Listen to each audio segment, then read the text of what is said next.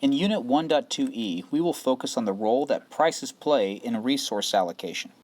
The price mechanism, which we subtly introduced in the previous unit, is guided by the market forces of supply and demand. Prices help to make choices pertaining to the allocation of scarce resources, or factors of production, which are then reallocated and allocated in response to changes in price. If there is an increase in the price of a good due to an increase in demand for a good, this gives a signal to producers that consumers wish to buy this good. As signals, prices communicate information to decision makers in the market. As incentives, prices motivate decision makers to respond to the information in the market. Suppose consumers decide they would like to eat more blueberries because of their health benefits, a change in taste. Demand increases and the demand curve shifts to the right from D1 to D2. At the initial price P1, a shortage will occur equal to the difference between Q3 and Q1. The quantity demanded, Q3, due to the increase in demand to D2, is larger than quantity supplied, Q1. The price of blueberries, therefore, begins to rise and will continue to rise until the shortage has disappeared. This happens at price PS. This happens at price PS and quantity 3, given by the point of the intersection of the supply curve with the new demand curve D2. The shortage signals to the producer that they need to make more blueberries available for sale. As the producer makes more blueberries available to sell from Q1 to Q2, they will be incentivized to earn more money for their troubles by increasing the price from P1 to P2. The price of blueberries, therefore, begins to rise as producers are incentivized to make more money by selling more of their blueberries. This happens as price P2 and Q2, given by point I of intersection of the supply curve with the new demand curve D2. As consumers, represented by D2, see the higher prices, they decrease the quantity demanded as they are now less willing and able to buy more blueberries at increased prices. Point I becomes the new market equilibrium as the price increases from P1 to P2, which demonstrates scarcity with the increase in demand represented and quantity supplied represented by Q2. For a supply-side perspective, let's say there is a technological innovation that enhances the efficiency of blueberry production so that blueberry producers can produce more blueberries more cheaply, enabling them to increase their supply from S1 to S2.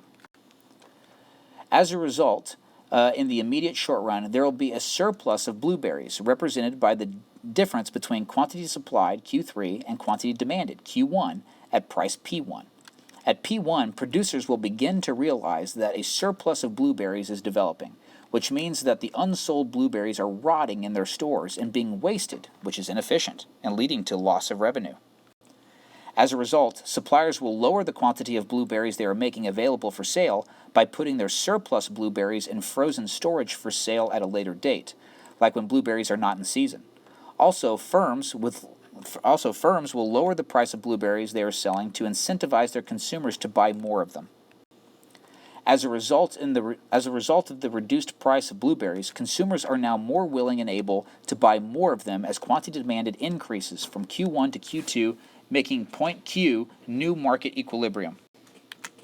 When a consumer purchases a good or service, it is with the expectation that consumption of the good or service will provide benefits.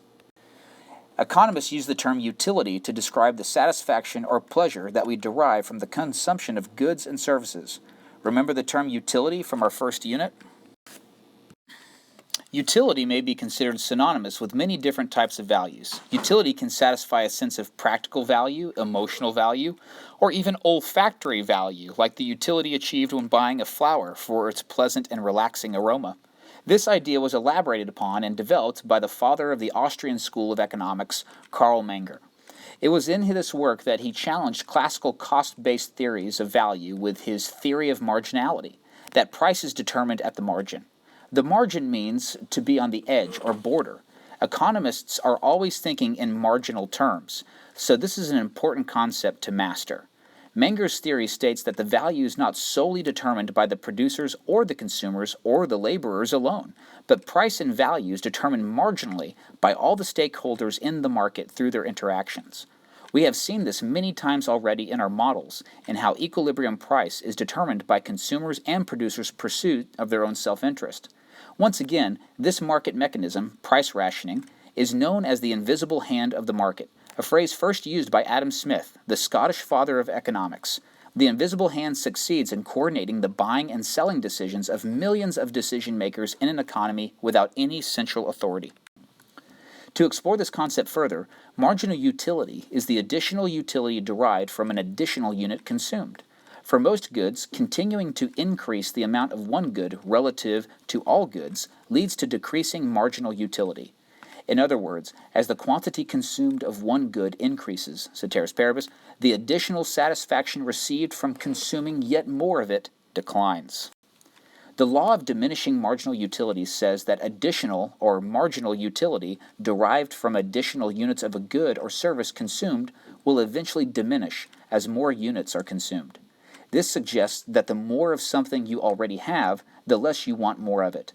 It is difficult to measure how much utility a consumer receives from each additional unit consumed, but the value of something to a consumer can be estimated by the maximum amount of money the consumer is willing to pay to acquire it. Marginal benefit is a measure of the value of each additional unit to the consumer in terms of how much money each additional unit is worth to the consumer, or the maximum amount the consumer would pay for each additional unit. The law of diminishing marginal utility suggests that the marginal benefit falls as the quantity consumed rises. Suppose you would pay at most $3 for one slice of pizza. It can be inferred that the marginal benefit of the first slice of pizza is $3. Once you have enjoyed the first slice, you might be willing to purchase a second, but the value of the second slice is very likely to be less than $3. Think about how good that first slice of pizza looks and smells when you're really hungry. If you would be willing to pay, at most, $2 for a second slice and $1 for the third slice, then your marginal benefit function would look like this illustration. The marginal benefit curve reflects the value you receive from an additional slice of pizza, not the actual price you will have to pay for each slice of pizza. The marginal benefit curve indicates how much each slice of pizza is worth to you, or the maximum amount you will pay for each slice. So the marginal benefit curve can be interpreted as a demand curve. If the market price of a slice of pizza is $1.50, for example, you will buy 2 slices. The third slice is worth only $1, and no rational consumer would pay $1.50 for something worth only $1. Now think about the first slice of pizza for a moment. Was it worth more than $3? Would you have paid $3.50 or $4 for one slice if you were really, really hungry? Oftentimes, consumers gain more from their purchase than what the product is monetarily worth, almost as if there was a surplus achieved in utility after the purchase. Another major concept in microeconomics is consumer surplus. Consumer surplus is defined as the maximum amount the consumer is willing to pay for a product minus the amount the consumer actually has to pay, the market price. Consumer surplus is related to the value we place on items, whether that be monetary value, emotional value, medical value. It's just a sense of utility. So consumer surplus is directly linked to the degree of utility derived from a purchase or acquisition. Consumer surplus is a useful concept in analyzing welfare gains and losses as a result of resource allocation. It places emphasis on individual and market demand, as out of those in the market, there are some who are willing to pay higher prices than the market price. For example, if a slice of pizza is worth £9 to the consumer, but she only has to pay £5, then she enjoys a $4 consumer surplus from the purchase, the difference between the marginal benefit and the actual price. Consumer surplus can be measured one unit at a time, but it is usually more relevant to measure consumer surplus for an entire market. The graph shown is a hypothetical demand for pizza. If the price in this market for pizza slices is £5 per slice, then the quantity consumed will be 20 slices. For every slice up to the 20th slice, marginal benefit is greater than the market price, and consumers enjoy a surplus on each of the slices. In other words, consumers are paying a price that is less than what they are willing and able to pay for a slice of pizza, up to the 20th slice. Total consumer surplus for pizza buyers in this market can be estimated by the area of the right triangle in the model, and the shaded area. This area is equivalent to calculating consumer surplus for each individual slice up to the 20th slice, and summing these amounts. The area of a triangle is given by the formula half times base times height. In this instance, consumer surplus is equal to half times 5 times 4, which is equal to 10. The base is the quantity, which is 4, and the height is the vertical intercept of the demand curve minus the market price, in this case 9 minus 5, equaling 4. The amount of the consumer surplus created in the market can be measured given the position of the demand curve, or marginal benefit curve, and the marketplace. In general terms, consumer surplus is the area below the demand curve and above the price line, and bounded by quantity, and is not necessarily a right triangle. It is a right triangle when the quantity consumed is the same as the equilibrium quantity. The additional cost of producing one more unit of output is called the marginal cost. The economic theory of production suggests that marginal cost increases as output increases in the short run because of the law of diminishing returns, which will be explored further and in other units. Profit-maximizing sellers know that it is only worthwhile to produce and sell a unit of output if the additional revenue generated from the sale at least covers the additional cost of producing it. For example, if it costs $25 to prepare a turkey dinner and deliver it to a waiting customer, then it is profitable to do this as long as the waiting customer is willing to pay at least $25. These cost figures do not include what are called fixed costs because they are not relevant to the decision. Fixed costs must be paid whether the seller produces output or not. An example of a fixed cost is rent or labor. The marginal cost, not labor, just rent. The marginal cost curve is also the supply curve in a perfectly competitive market because it can be used to predict how many units of output a seller is willing and able to produce at each price, where price is determined by market forces. According to the graph above, if the going market price at a catered turkey dinner is $35, then the quantity supplied is only 1 because it is not profitable to pay $50 to prepare and deliver a second turkey dinner and then only receive $35 for your efforts. Increasing marginal costs imply that quantity supplied will increase only when price increases. Ceteris paribus. Don't forget the producers. Producer surplus is defined as the actual amount a producer receives for a product, the market price, minus the minimum amount the producer is willing to accept in exchange for the product, the marginal cost. Producer surplus can be measured 1 unit at a time, but is usually more relevant to measure producer surplus for an entire market. In this model, the price of a slice of pizza is 5 pounds, and the quantity supplied is 20 slices. The marginal cost per slice is less than the market price per slice up to the 20th slice.